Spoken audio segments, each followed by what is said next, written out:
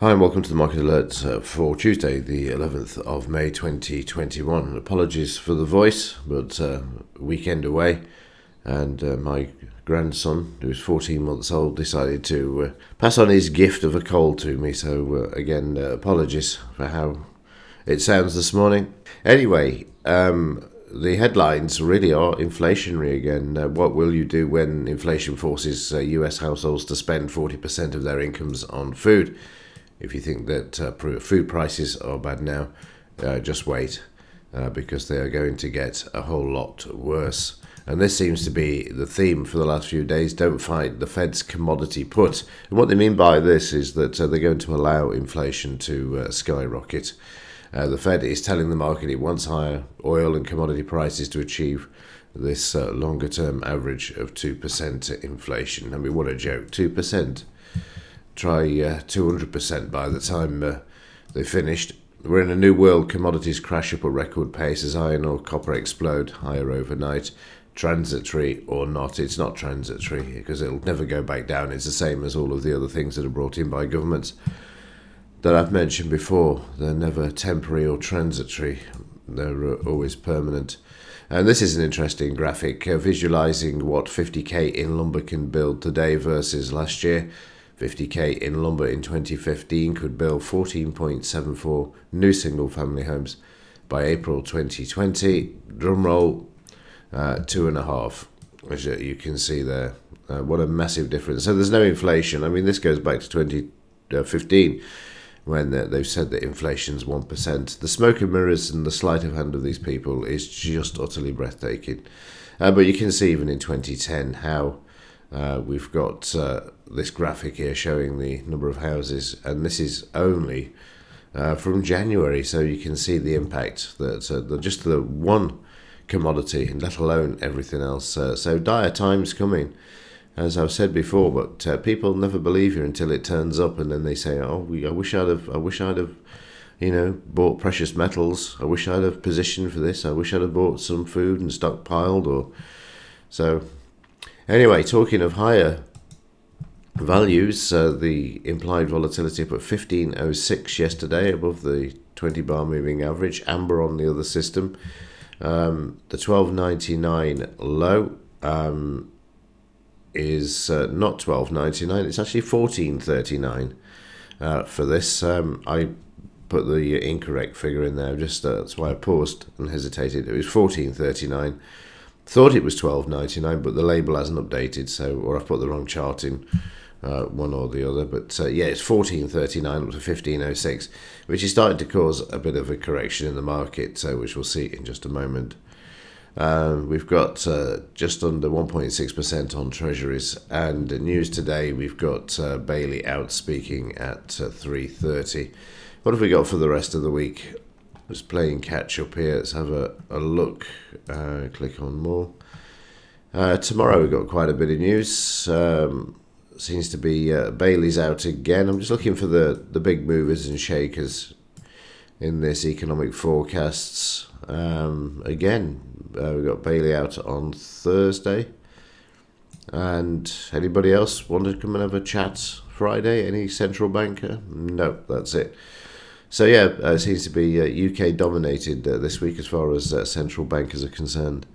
Let's have a look at the Dow. Had a strong run up, parabolic move. Yesterday it ran into trouble. Not a great deal of selling in the daily chart, but we'll look at the intraday in just a moment. Prices trading back down to the 5-bar moving average overnight. And again, we've seen the implied volatility moving up to the 15% area. And yesterday, you can see the Dow moving up. We had a pullback to the 20-bar moving average, then moved higher.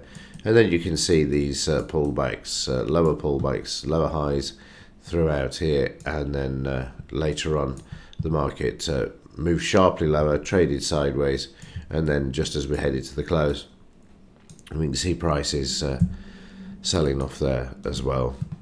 So let's have a look at the German DAX, if I can find it, and the daily chart of the German DAX. This is beautiful, this is, and of course I wasn't here, but I've spoken about this, where you get a pullback and then you come back to 89, the market fails at 89, and then starts to head south.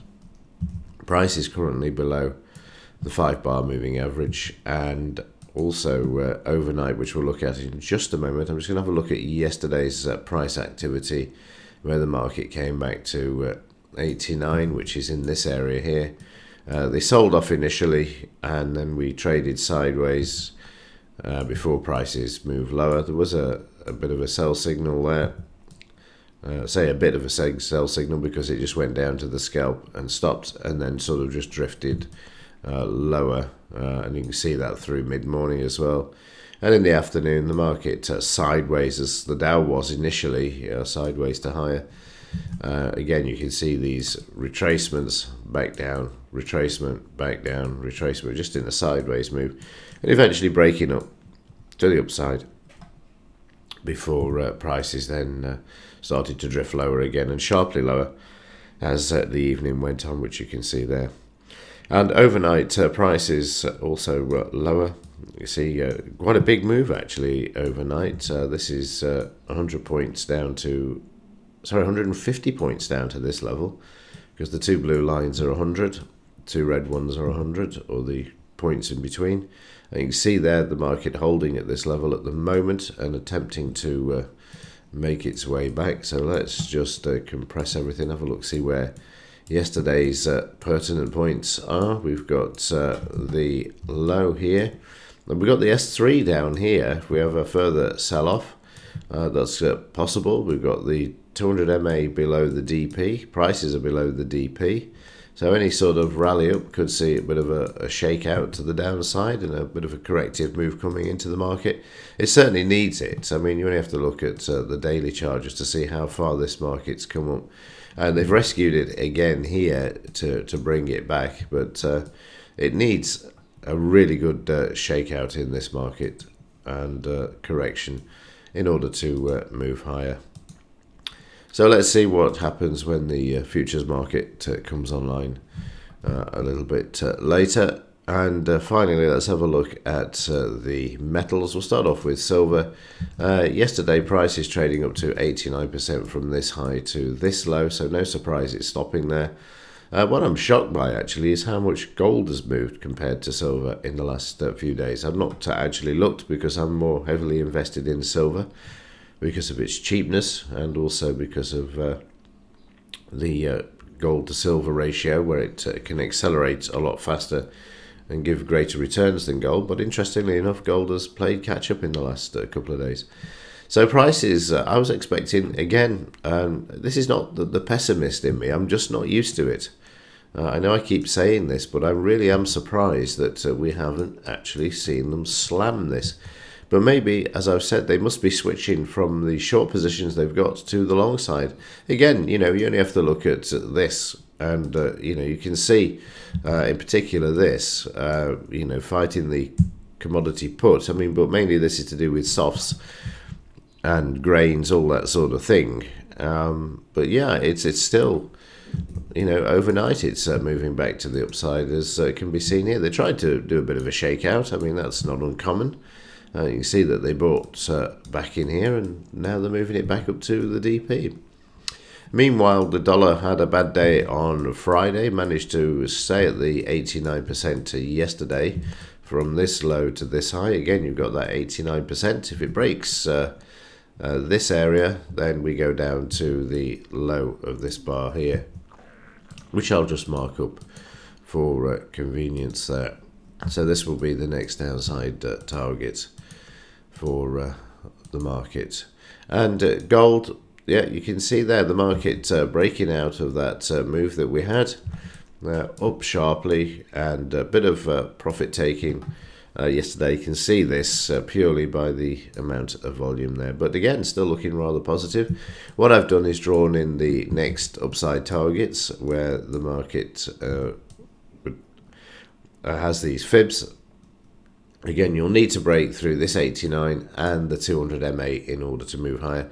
And then you've got this resistance over to the left here as well, which again, I'll just draw in so you can see it there. 1875 is where that will be a formidable resistance area for gold. Okay, that is just a quick whistle-stop tour, just to bring you up to speed, and let's see what happens during today's session. And again, apologies for the voice. Hopefully things will improve tomorrow. And yeah, as ever, thanks for watching. See you in the next one.